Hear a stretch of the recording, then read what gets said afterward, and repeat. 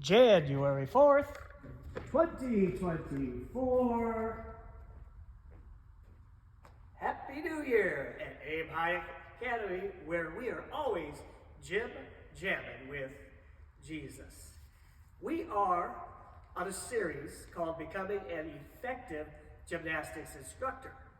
Part 1, this is the fourth video of part 1, was Gymnastics Skill Acquisition, how kids learn to do gymnastics skills. So far, we've covered the 4 acquisition progressions: skill introduction, approximation, acquisition, mastery. We've looked at 3 categories of concepts. We're getting ready to start the 3rd category today: basics, natural, physical, cognitive differences between children, and some how-tos.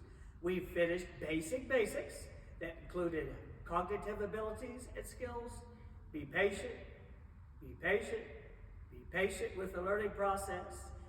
And we can't teach with a one-style-fits-all approach because kids learn differently. We began looking at natural differences between children and covered differences in natural physical ability, body types, coordination levels, strength, and flexibility. Now, we're going to touch briefly on learning styles and then one more area. Learning styles. As a former high school science teacher and homeschool parent, spent a lot of time learning about learning styles. Okay, different learning styles. Not all kids learn through the same modality. So through ears or eyes. And especially note, this is important, many kids struggle understanding verbal instructions. The spoken word. What's the easiest way for us to teach? Verbal instructions for the spoken word. So let's not that be our only approach. If a child struggles, and we know that, to learn through the ear gate, repeating something over and over again with increasing volume and maybe a little irritation in her voice will not help them get it. In fact, will cause them to become more and more frustrated. So we need to be prepared to use other teaching styles, such as visual, where we show them, or haptic, where we shape and spot and put them physically through the skill as well. Anyway, let's look at 3 basic learning styles, and there are many more, but these are 3 basic, and if we get a grasp on these, it'll really help us be an effective coach.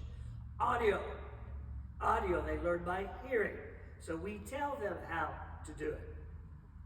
Visual, they learn by seeing it done, so we show them how to do it. And haptic, they learn by feeling how it's done, so we put them physically through it. We're going to hit more of those down the road. We're going to just stop right there for today. I want to hit one more topic. This is actually topic number 7, if you're tracking on your handout, on this natural, physical, and cognitive differences between students that factor into how do I teach and reach this child so they will learn. This last one, we need to understand that some students may be dealing with physical, mental, emotional, and behavioral issues, issues with peers, maybe they are being bullied at school, as well as family, home life challenges. There are a wide variety of issues affecting children, most of which we will be personally unaware of here at the gym.